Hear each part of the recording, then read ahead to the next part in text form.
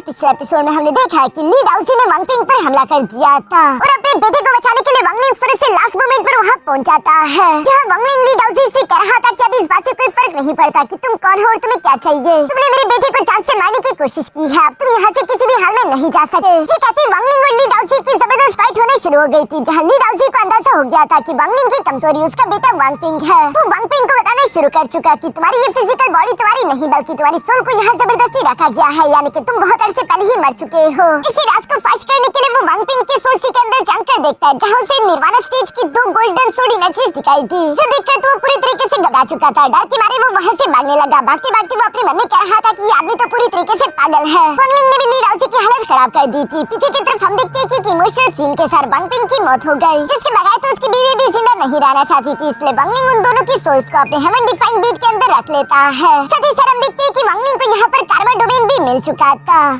अब आगे तो नेक्स्ट एपिसोड की शुरुआत यहाँ प्लेनेट रानियन के बाहर से शुरू होती है, जहाँ पर हम देखते हैं कि ली डाउसी अपनी जान बचाकर भाग रहा था और वो भागते भागते अपने मन में कह रहा था कि एक बार मैं थंडर सेलेस्टियल हॉल पहुंच जाऊं, उसके बाद मैं बच सकता हूँ। लेकिन दूसरी तरफ हम देखते हैं कि पीछे से यहाँ वांग लिंग भी अपने 2 थंडर बीस्ट के साथ स्टार कंपास का इस्तेमाल करते हुए ली डाउसी का पीछा कर रहा था, जहाँ पर वांग लिंग कहता है कि तुम बचकर नहीं जा सकते। ये कहती वांग लिंग ने अपने 7 सोर्ड्स को फौरन से ली डाउसी पर हमला करने के लिए आगे की तरफ भेज दिया, जिन्हें ली डाउसी डॉज करने की कोशिश कर रहा था। लेकिन जब तक ली डाउसी समझ पाता तब तक काफी ज्यादा देर हो चुकी थी, क्योंकि वो कोई अटैक नहीं बल्कि 7 सोर्ड गोल्डन फॉर्मेशन था। ये गोल्डन स्टार फॉर्मेशन ली डाउसी को अपनी जगह पर ट्रैप कर देता है। ली डाउसी भी वांग लिंग की तरफ देखने लगा, जिसके बाजू में उसी का थंडर बीस्ट खड़ा है, जिसे देखकर तो ली डाउसी को बहुत ही गुस्सा आ रहा था और वो गुस्सा होते हुए कहता है कि कमीने बीस्ट, आखिर तुम्हारी हिम्मत कैसी हुई मेरे खिलाफ जाने की। लेकिन अब इन बातों का कोई फायदा नहीं था, इसलिए वो वांग लिंग से बात करते हुए कहता है कि हमारे बीच कुछ मिसअंडरस्टैंडिंग्स हो चुकी थी, क्यों ना तुम मुझे यहाँ से जाने दो। जो सुनकर दूसरी तरफ वांग लिंग गुस्सा होते हुए कहता है कि मिसअंडरस्टैंडिंग, जो कहते वांग लिंग ने 1 बिलियन सोल फ्लैग को बाहर की तरफ निकाल लिया था और वो उसके अंदर से खतरनाक बीस्ट को बाहर की तरफ समन कर लेता है। साथ ही सर वांग लिंग की डिवाइन सोल भी बाहर की तरफ आ चुकी थी और पीछे की तरफ निर्वाणा क्लेंसिंग स्टेज की सोल एनर्जी तो थी ही, जिन्हें देखकर तो ली डाउसी काफी ज्यादा घबरा गया था और वो वांग लिंग से कहने लगा कि मैं थंडर सेलेस्टियल हॉल का मैसेंजर हूँ, तुम जानते हो ना कि अगर तुमने मुझे हाथ लगाने की हिम्मत की तो इसका अंजाम क्या होगा। लेकिन वांग लिंग को तो दूसरी तरफ किसी से डर नहीं लगता, वो कहता है कि जाओ हमला करो। जो सुनकर वांग लिंग के 1 बिलियन सोल फ्लैग से 4 सोल और दूसरी तरफ वांग लिंग का बीस्ट और साथ ही साथ वांग लिंग की डिवाइन सोल सब एक साथ यहाँ ली डाउसी पर हमला करने के लिए आगे की तरफ बढ़ चले। ली डाउसी भी ये देखकर फिर से अपने थंडर व्हील आर्टिफैक्ट को बाहर की तरफ निकाल लेता है ताकि वो खुद को प्रोटेक्ट कर सके। इसकी वजह से ली डाउसी की बॉडी के आसपास कई सारे शील्ड्स आ चुके थे, जिन्हें 1 बिलियन सोल फ्लैग की 4 सोल और वांग लिंग की डिवाइन सोल धीरे धीरे करके क्रैक करती जा रही है। ये थंडर व्हील शील्ड ज्यादा देर नहीं टिकने वाली थी। वांग लिंग भी ये सब देख रहा था और वो अपने मन में कहता है कि इस आदमी की प्राइमल फोर्स पूरी तरीके से एग्जॉस्ट हो चुकी है, जिस वजह से अब इसे जान से मारना मेरे लिए बच्चों का खेल है। लेकिन अगर मैंने इसे जान से मार डाला तो मुझे अफसोस इस बात का होगा कि मैंने इल्यूशरी ये लेवल के फिजिकल बॉडी को इस तरह से जाया कर दिया। तो सोचते वांग लिंग ने 1 बिलियन सोल फ्लैग के 4 सोल को वापस से खींच लिया। साथ ही साथ वो अपने दोनों थंडर बीस्ट को यहाँ ली डाउसी को घेरने के लिए भेज देता है। ली डाउसी देख रहा था कि उसके थंडर व्हील की तीनों तरफ खतरनाक बीस्ट है और एक तरफ है वांग लिंग की डिवाइन बॉडी, उसके बचने का कोई चांस नहीं। तभी अचानक उसे वांग लिंग की आवाज सुनाई थी, जो कि ली डाउसी से कह रहा था कि अपने थंडर व्हील को हटा दो और मैं तुम्हारी जान बख्श दूंगा। ली डाउसी तो पहले इतने खतरनाक बीस्ट और वांग लिंग की डिवाइन फिगर को देखकर पहले ही घबराया हुआ था, उसके पसीने छूट रहे थे। वांग लिंग की ये बात सुनती वो फिर से अपने थंडर व्हील को हटा देता है। साथ ही साथ ली डाउसी वांग लिंग की तरफ देखते हुए कहने लगा कि ज़ूमू, तुम्हारी और मेरे बीच कोई भी जानी दुश्मनी नहीं, तो आखिर हम बिना वजह लड़ क्यों रहे हैं और तुम्हें मुझसे क्या चाहिए। जो सुनते ही वांग लिंग अपनी पावर का इस्तेमाल करते हुए यहाँ ली डाउसी की सोल पर एक सोल मार्क बनाना शुरू कर देता है, जिससे महसूस करके ली डाउसी भी हैरान होते हुए कहता है कि ये तो एक रिस्ट्रिक्शन बैंड है, जिसे सिर्फ गुलामों की सोल पर लगाया जाता है। इसका मतलब कि वांग लिंग चाहता है कि मैं उसे अपने मास्टर के तौर पर एक्सेप्ट करूं और उसका गुलाम बन जाऊं और वांग लिंग के सामने झुक जाऊं। दूसरी तरफ वांग लिंग भी ली डाउसी की सोल को देखने के बाद अपने मन में सोच रहा था कि इसकी थंडर फोर्स बहुत ही ज्यादा प्योर है,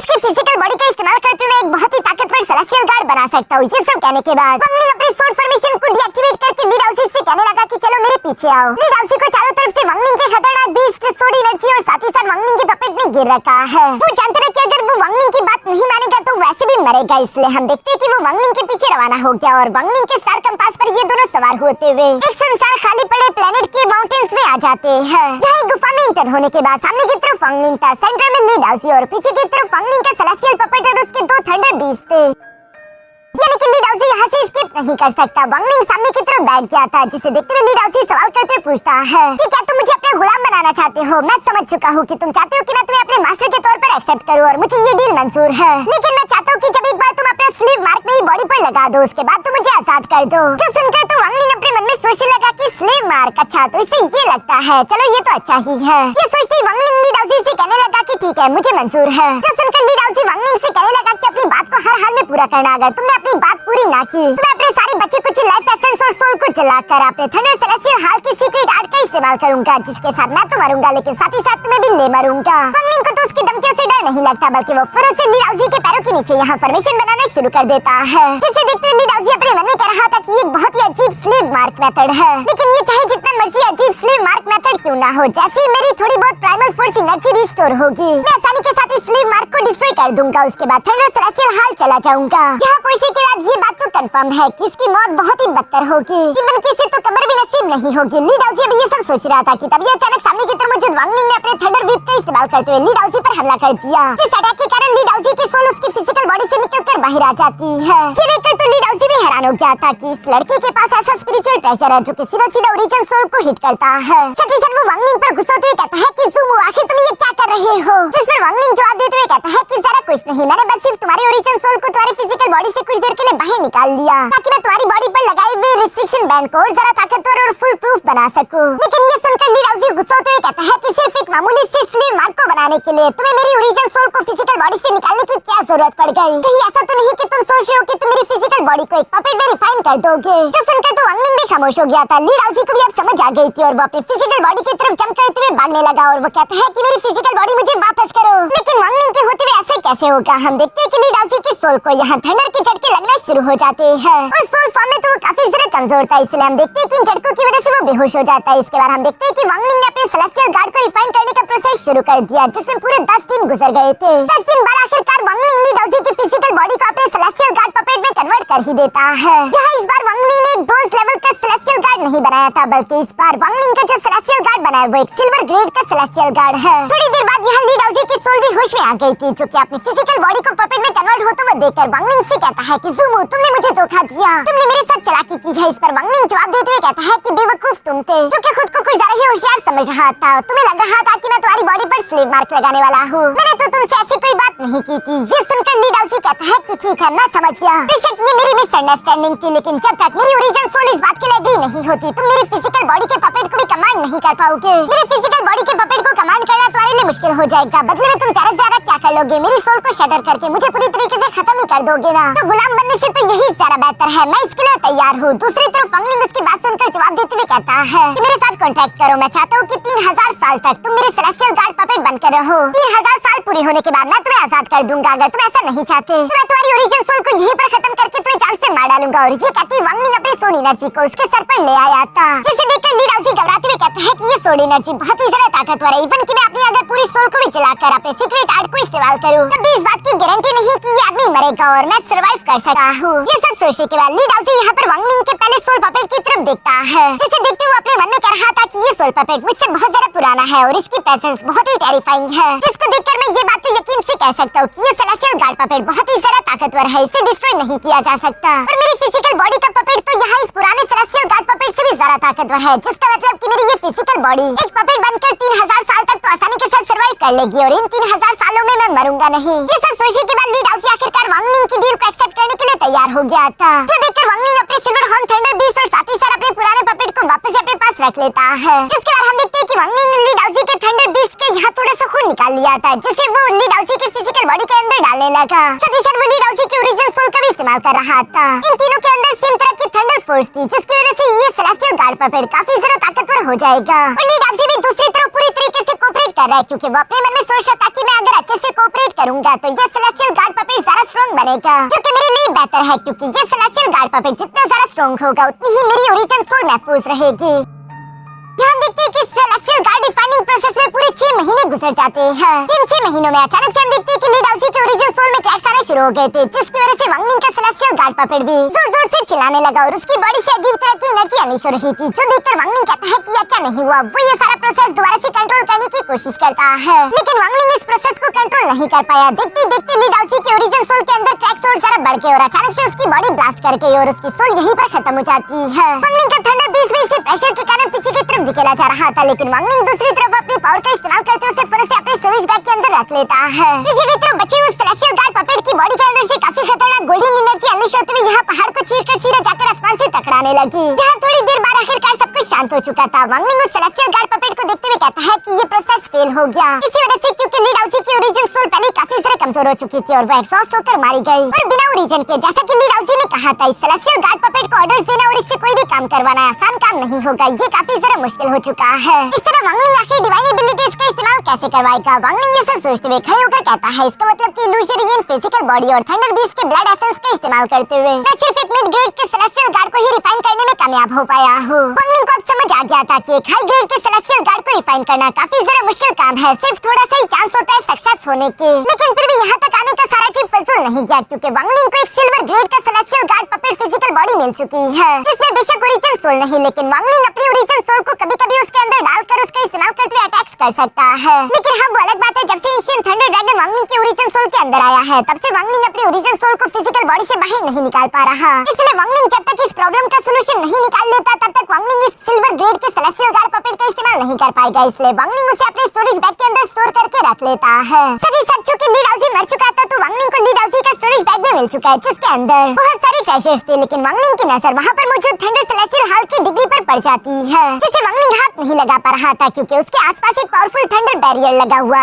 था। वांगलिंग भी ये देखकर अपनी ओरिजिन सोल को एंशिएंट थंडर ड्रैगन में कन्वर्ट करते हुए उस थंडर बैरियर के पार जाते हुए फिर से थंडर सेलेस्टियल हॉल की डिग्री के अंदर पहुंच गया, जहाँ पर वांगलिंग को थंडर सेलेस्टियल हॉल के दो सीक्रेट आर्ट टेक्निक्स मिले। एक तो कैलिड्रॉन ट्रांसफॉर्म हेवन एंड आर्डा, जो टेक्निक किसी की भी डाउ या फिर रैम को एक कैलिड्रॉन का फॉर्म देते हुए अटैक के तौर पर इस्तेमाल कर सकती है और वो कैलिड्रॉन अटैक बहुत ही ज्यादा टेरिफाइंग होता है जो कि पहले ही वांगलिंग एक बार देख चुका है। लेकिन अफसोस तो ये था कि सारी टेक्निक को इस्तेमाल करने के लिए प्राइमल फोर्स की जरूरत पड़ती है जो कि वांगलिंग के पास थी ही नहीं। जब तक वांगलिंग इल्यूजन ये नल में नहीं पहुंच जाता तब तक वांगलिंग प्राइमल फोर्स का इस्तेमाल नहीं कर सकता। इसलिए फिलहाल के लिए वांगलिंग उस टेक्निक को साइड पर कर देता है, जिसके बाद वांगलिंग अपने सामने मौजूद सेकंड आर्ट की तरफ देखने लगा जिसे थंडर प्राइमल आर्ट कहते हैं। जिस आर्ट को पढ़कर वांगलिंग को समझ आ गया था कि इस आर्ट का इस्तेमाल करते हुए नाइन हेवन की थंडर एनर्जी को एब्सॉर्ब करके थंडर प्राइमल फोर्स में कन्वर्ट किया जा सकता है। और जैसा कि हम लोग जानते हैं कि इल्यूजन यिन रेल्म या फिर उससे आगे कॉर्पोरल यांग रेल्म में ब्रेक थ्रू करने के लिए हमें इसी प्राइमल फोर्स की जरूरत पड़ती है। वांगलिंग तो ये जानकर काफी ज्यादा खुश था कि वो इस तरीके का इस्तेमाल करते हुए थंडर फोर्स को प्राइमल फोर्स में कन्वर्ट कर सकता है ताकि वो इसका इस्तेमाल करते हुए अपनी कल्टीवेशन कर सके।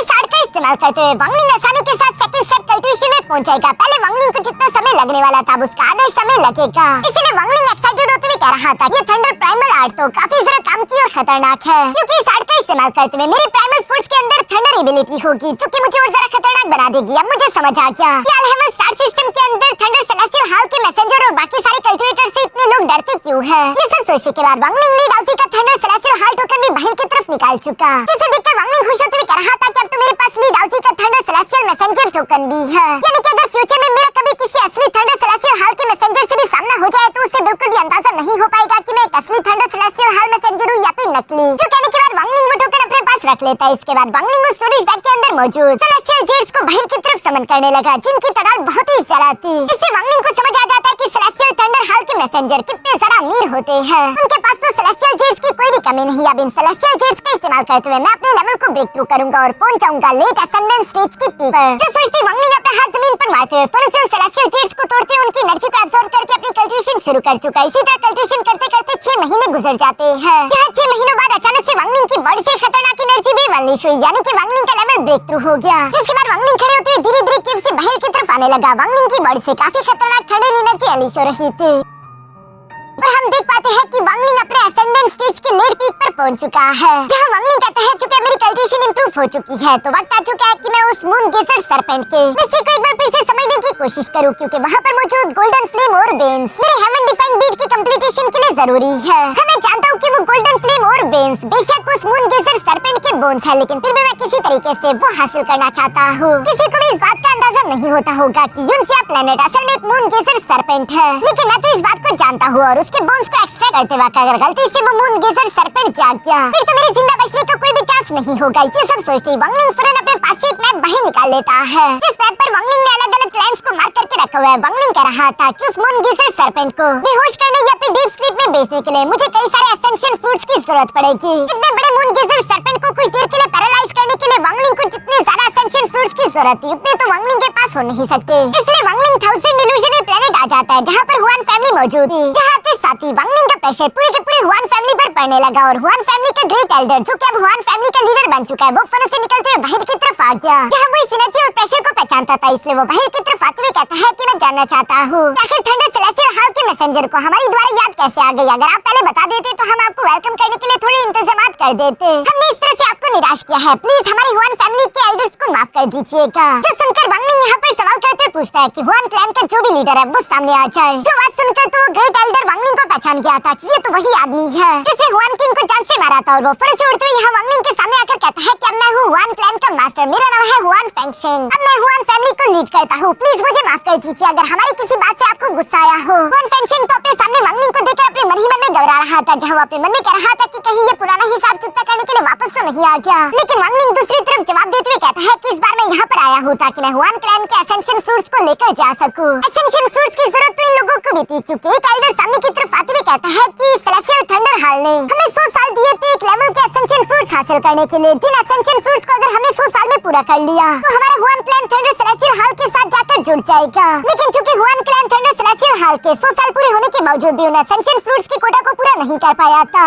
इसलिए ये एल्डर घबरा रहा था। हुआन फेंगशेंग तो उसे गुस्से के साथ घूर कर देखता है, जिस पर वो एल्डर खामोश होकर पीछे की तरफ चला गया। दूसरी तरफ हुआन फेंगशेंग भी यहाँ वांगलिंग से माफी मांगते हुए कहता है कि हमें माफ कर दीजिए, जो हम थंडर सेलेस्टियल हाल के कोटा को 100 सालों में पूरा नहीं कर पाए और इसलिए हम आपको ज्वाइन करने के लिए क्वालिफाई नहीं हो पा रहे, पर फिर भी हमने जितने एसेंशियल फ्रूट्स हासिल किए हैं वो हम आपको दे देंगे, सिर्फ इसीलिए ताकि पास में हमसे जो गलतियां हुई है आप उन गलतियों को माफ करके हम पर रहम दिखाए। वांगलिंग को सब कुछ समझ आने लगा था कि कैसे थंडर सेलेस्टियल हाल वाले यहाँ पर मुझे सारे क्लैंस को एक तरह का कोटा प्रोवाइड करते हैं, जिस कोटा को अगर उन लोगों ने कंप्लीट कर लिया 100 साल के अंदर तो उन एसेंशियल फ्रूट्स के बदले उन्हें थंडर सेलेस्टियल हाल में एंट्री मिल जाएगी। पर यहाँ पर चूंकि हुआन फेंगशेंग ने वैसे एसेंशियल फ्रूट्स यहाँ वांगलिंग के सामने पेश कर दिए थे सिर्फ पुरानी दुश्मनी को बुलाने के लिए, इसलिए वांगलिंग भी तैयार हो गया। वांगलिंग उन सारे एसेंशियल फ्रूट्स को इकट्ठा करते हुए अपने स्टोरेज बैग में रख लेता है, जिसके बाद वांगलिंग अपने थंडर बीस्ट पर सवार होते हुए वहाँ से रवाना हो गया। रास्ते में जाते वांगलिंग अपने मन में कह रहा था कि थंडर सेलेस्टियल हाल के मैसेंजर का टाइटल यूज करना काफी सारा बेनिफिशियल है, इस आइडेंटिटी के साथ अलहेमन स्टार सिस्टम के अंदर मैं जो चाहूँ वो कर सकता हूँ। और चूंकि वांगलिंग को और भी सारे एसेंशियल फ्रूट्स चाहिए थे, इसलिए हम देखते हैं कि इसके बाद वो कियान फैमिली चला जाता है, जहाँ कियान क्यूसी अपने एल्डर्स के साथ वांगलिंग को वेलकम करने के लिए पहले से ही तैयार खड़ा था।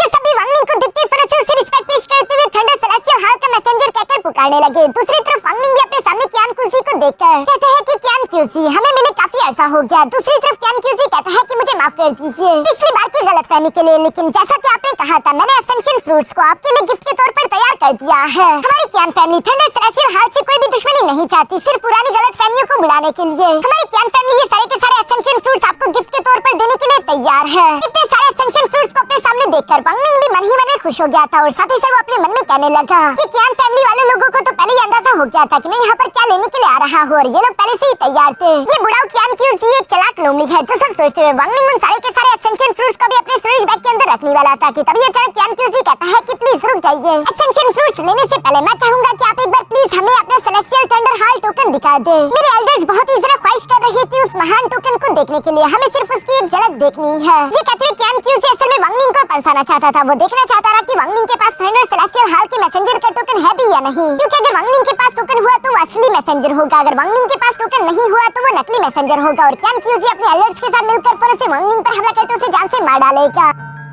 क्योंकि फिर उसे थंडर सेलेस्टियल हाल की दुश्मनी का डर नहीं रहेगा। जो सुनकर तो वांगलिंग को भी गुस्सा रहा था, वो यहाँ पर अपनी पावर्स अनलीश करते हुए कहता है कि क्या सीनियर को मुझ पर शक है, जिस पर कियान क्यूसी कहता है कि नहीं ऐसी तो कोई बात नहीं, हम सब लोग ये जानते हैं कि थंडर सेलेस्टियल हाल के टोटल 99 मैसेंजर्स हैं, मैं आप पर शक करने की गलती कैसे कर सकता हूँ, मैं तो बस सिर्फ एक बार टोकन देखना चाहता हूँ क्योंकि ये मेरी एक ख्वाहिश थी। जो सुनकर वांगलिंग भी तैयार हो गया और वो लीड हाउसी के थंडर सेलेस्टियल हाल टोकन को बाहर की तरफ निकाल कर इन्हें दिखा देता है, जिसे देखकर तो सब लोगों की आंखें पटी की पड़ी रह गई। लीड हाउसी भी अपने मन में कह रहा था कि ये तो वाकई में थंडर सेलेस्टियल हाल के मैसेंजर का टोकन है जिसे नकली नहीं बनाया जा सकता, यानी कि ये आदमी एक असली थंडर सेलेस्टियल हाल का मैसेंजर है और बड़ा हो भी क्यों ना, क्योंकि इतनी कम उम्र में ये आदमी इतनी जल्दी लेट असेंडेंस स्टेज की पीक पर पहुंच चुका है। मुझे तो पहले इस पर शक नहीं करना चाहिए था। और ये कहती वो फौरन वांगलिंग से कहता है कि प्लीज आप ये एसेंशियल फ्रूट्स ले लीजिए, जिन्हें लेकर वांगलिंग अभी वहाँ से जाने वाला था कि तभी अचानक कियान क्यूसी वांगलिंग से कहता है कि मुझे सीनियर आपसे एक और बात कहनी है, जिस पर वांगलिंग रुककर सवाल करते पूछता है कि आखिर तुम्हें क्या चाहिए। इस पर कियान क्यूसी जवाब देते हुए कहता है जैसा कि हम जानते हैं कि थंडर सेलेस्टियल हाल के सारे मैसेंजर को बैक करने के लिए पावर्स होती है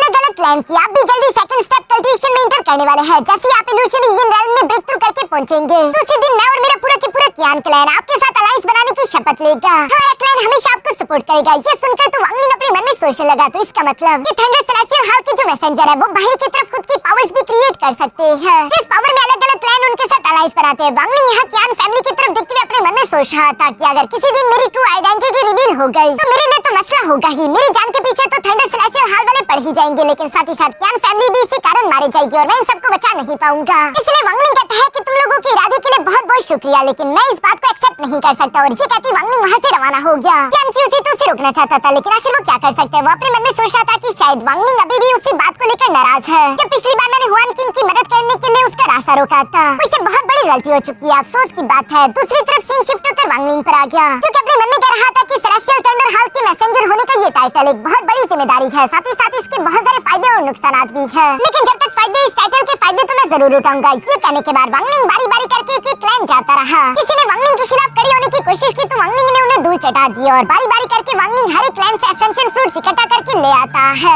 इसी तरह करते करते 6 महीनों में वांगलिंग ने अलग अलग क्लैन जाकर बहुत सारे एसेंशियल फ्रूट्स इकट्ठा कर लिए थे। जिसके बाद वांगलिंग अपने स्टार कंपास को लेकर यूनसिया प्लेनेट की तरफ रवाना हो चुका था। हम देखते हैं कि वांगलिंग का थंडर सेलेस्टियल बीस्ट अब तक बाहर ही मौजूद है। पहले तो ये silver horn thunder beast Wangling के गॉड शूटिंग चैरियट के अंदर मौजूद होता था, पर अब ये बाहर ही वांगलिंग के साथ एक पालतू बीस्ट की तरफ बैठा हुआ है और ये अब वांगलिंग पर गुस्सा भी नहीं करता। वांगलिंग उसे देखकर अपने गॉड शूटिंग चैरियट को बाहर की तरफ निकालकर उसे अंदर की तरफ बेचने की कोशिश करता है, लेकिन हम देखते हैं कि थंडर बीस्ट के अंदर जाने से मना कर दिया। जो देखकर वांगलिंग कह रहा था कि अब मैंने गॉड शूटिंग चैरियट के 3 सील्स अनलॉक कर दिए हैं, जो कि एक बहुत बड़ा रेसा। अच्छा हुआ कि मुझे कोई बैकलैश नहीं हुआ और ये थंडर बीस्ट मेरे खिलाफ एक्शन नहीं ले रहा, क्योंकि अब तो वांगलिंग गॉड शूटिंग चैरियट का इस्तेमाल करते हुए जबरदस्ती उसे कंट्रोल भी नहीं कर सकता। बल्कि अच्छी बात तो ये थी कि वो थंडर बीस्ट खुद ही वांगलिंग की हर एक बात मान रहा है, इसलिए वांगलिंग भी प्यार से उसका सर सहरा रहा था। जिसके बाद वांगलिंग प्लेनेट यूनसिया के बारे में सोचने लगा, जहाँ पर मौजूद अगर वांगलिंग ने गोल्डन फ्लेम और वेन्स हासिल कर लिए, जो कि असल में मून गेजर सरपेंट के बोन्स है, तो उससे वांगलिंग के हेवन डिफाइंड बीट को गोल्डन एट्रीब्यूशन भी मिल जाएगा और वो पूरी तरीके से कंप्लीट हो जाएगा। जिसके बाद वो वांगलिंग को अपने मास्टर के तौर पर चूज कर सकता है और वांगलिंग उस हेवन डिफाइंड बीट की ट्रू पावर्स का इस्तेमाल कर पाएगा। वांगलिंग जब यहाँ पर ये सब सोच रहा था, तभी अचानक सीन शिफ्ट होकर दूसरी तरफ यहाँ यूनसिया प्लेनेट पर आ जाता है, जहाँ पर हम देखते हैं कि मून गेजर सरपेंट नींद से जाग चुका है और वो एक आदमी पर हमले कर रहा था, जो आदमी असल में कोई और नहीं बल्कि ग्रीड है, जिसे अल्ताइर और बाकी के सारे साथियों ने यहाँ वांगलिंग के पीछे अल हेवन स्टार सिस्टम भेज दिया है, जहाँ वो किसी तरह गलती से यूनसिया प्लेनेट आ चुका है और उसने मून गेजर सरपेंट को जगा दिया, जिसकी वजह से मून गेजर सरपेंट उसे जान से मारने के लिए उस पर हमला कर रहा था। ग्रीड खुद को बचाते हुए कह रहा था कि इस अल हेवन स्टार सिस्टम में मुझे 70 साल हो गए, लेकिन अभी तक मुझे वांगलिंग कहीं पर भी नहीं मिला और इस यूनसिया प्लेनेट से एस्केप करने का ये मेरा 8वां अटेम्प्ट है, लेकिन हर बार मैं फेल हो जाता हूँ। इस बार मैं हर हाल में कामयाब होकर रहूंगा। जो कहते हुए ग्रीड यहाँ से भागने के लिए अपनी पूरी जान लगा रहा था, पर तभी अचानक हम देखते हैं कि कुछ टेंटिकल्स आकर ग्रीड को जकड़ लेते हैं। जो टेंटिकल्स उसे जकड़ के वापस से यूनसिया प्लेनेट की तरफ खींचने लगे। यहाँ पर ग्रीड चिल्लाते हुए कह रहा था कि नहीं वांगलिंग कमी नहीं, ये सब तेरी गलती है, तेरी वजह से मैं इस अल हेवन स्टार सिस्टम में बेचा गया। अगर तू ना होता तो मैं यहाँ पर ना फंसता। मैं तुझे इसके लिए कभी माफ नहीं करूंगा, इसके लिए तू जिंदा नहीं बचेगा। ये सब कहते हुए ग्रीड यूनसिया के बादलों के अंदर खो जाता है और इसी के साथ हमारा ये एपिसोड यहीं पर खत्म हो गया।